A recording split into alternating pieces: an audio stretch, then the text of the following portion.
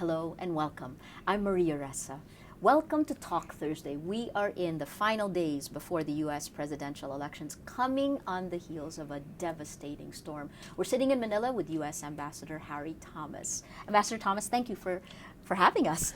Thank you, Maria. Thanks for coming. Well, tell me, why are these elections important? What's at stake? Every election in the United States is important.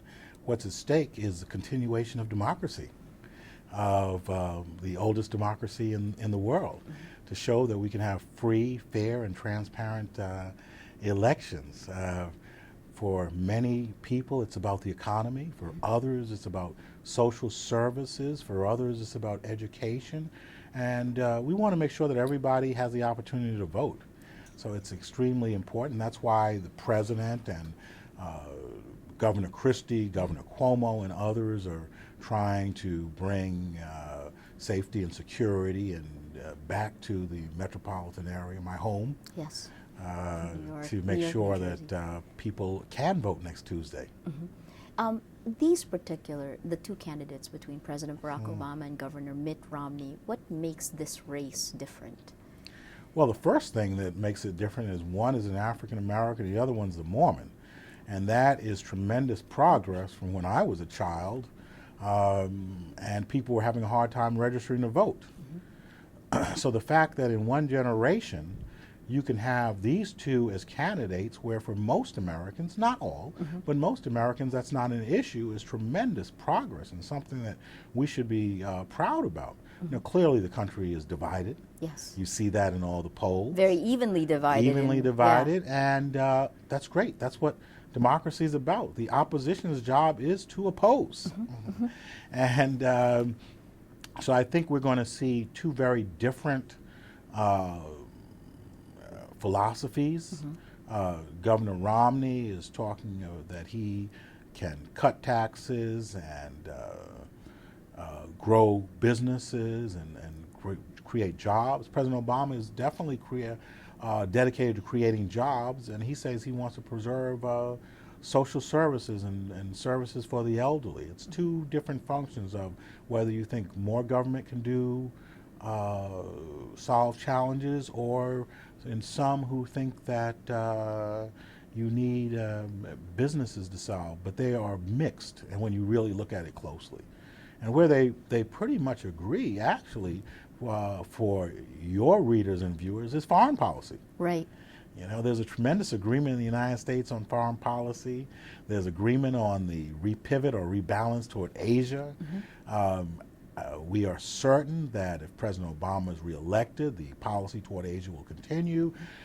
But if Governor Romney is elected, clearly these rebalance toward Asia in terms of our military, but also our development. And that's what I want to make clear. Yes. You know, the Philippines is one of our 4 Partnership for Growth countries. And we spent a lot of time working with Secretary Abad, Secretary Parissima, and Ms. Heneres on these issues of how to increase growth and lower obstacles. And we want to make sure that people understand that our programs are balanced and really tilted toward business development and aid, with some military, and a large part of our military assistance here has been in provision of humanitarian assistance and disaster relief, which we need to continue. What's the Philippines look like from the outside today? In the United States, it looks a strategic ally, strategically located, with now many Filipino Americans, and who are now engaging our Congress, running for office. 3 Filipino Americans running in California, Filipino American running for governor mayor of Honolulu, Congressman Bobby Scott, who's an African American Filipino, running for re-election in Norfolk, where there's a huge Filipino community. Look, there are about 100,000 Filipino Americans living in Nevada, a state that's divided evenly, where Manny Pacquiao campaigned for Harry Reid last election. The Filipinos community, Democrat or Republican, can tip the balance in Nevada, which is one of the key swing states. Those ballots are not only in English, but in Tagalog in Nevada. So when you have domestic influence, Yes. when the Filipino diaspora is running in elections, influencing Congress, talking to Congress, that is when you get Congress to take a close look at the Philippines. And that's been demonstrated by the senators and congresspersons that we've had visit the Philippines this year. Mm-hmm. There seems to also be renewed investment interest in the Philippines. These are statistics that boggle my mind because I never would have thought it possible. I was telling President Aquino, third fastest growing economy at the end of the second quarter globally. Has this, I guess, having Filipinos involved in the political process in the U.S. is a good thing. But right now, is this a change? Is this part of the Asian pivot? Well, clearly, one of the things we want to do is always promote business. We want to promote American businesses, but we also want to promote capitalism and a free market, mixed economy, and that's what we're seeing. You have a hot stock market. President Aquino is dedicated to rooting out corruption, and that also makes more opportunities for business. Yes. But there's so much dynamism going on here, Yes. and some of it is, below the radar. You're reading about the new hotels, the casinos going up, the BPOs. Mm-hmm. Look at a woman who lives between the U.S. and the Philippines, Annalisa Baleares, who has Women's Spear, a social networking business she started for women. Her father was a tricycle driver. She got scholarships to Mount Holyoke and Harvard, and has done very, very well. She has a women's networking organ, but also a charitable organ. There's a friend of mine here who's an American married to a Filipino. Mm-hmm. He has 2 video gaming companies on NASDAQ. You're talking about how technology is shifting into this, right? I mean, Well, how do you have see to, it? yeah. I mean, these folks, video gaming, Yes. social networking, Right. using telephones for people to watch TV on their phones at internet cafes. That's all technology. Technology produces jobs. Right. We know that. It revolutionizes, and it can get to groups of people.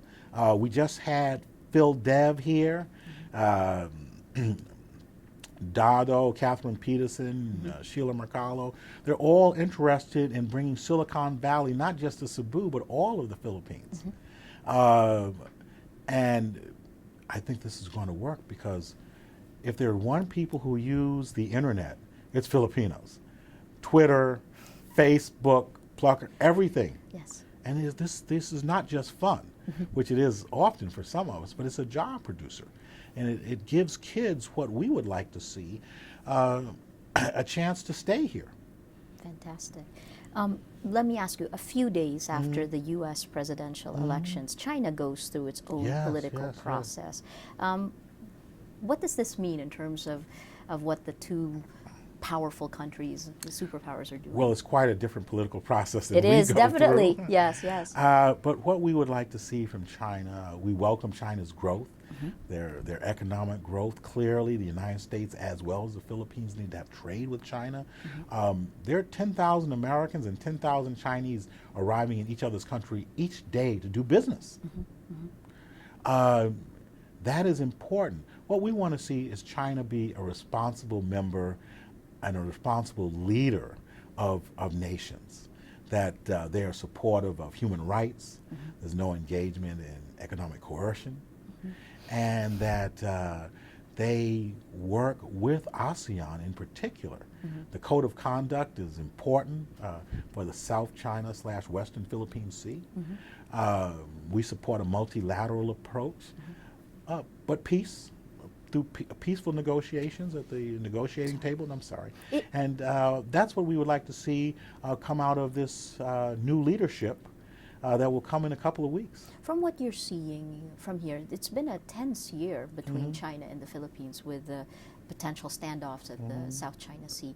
How much of this is because of the political process going on in China, and how do you see it playing out? Well, I clearly am not a China expert. I have to ask our Ambassador Locke in China for that.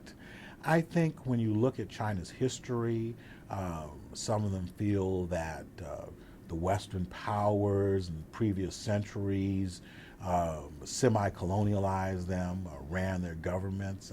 There was humiliation, and that they are not going to let that happen. At the same time, if you go further back, a lot of states in this region were tributaries. They had to pay tributes to China. Yes.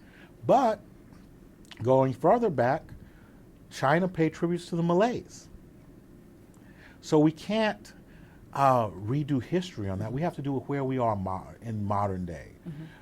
The Law of the Sea Treaty is a perfect example. Obviously, the United States Senate has not passed that yet. This is something that Secretary Clinton and President Obama are very strong about, but we do adhere to their principles.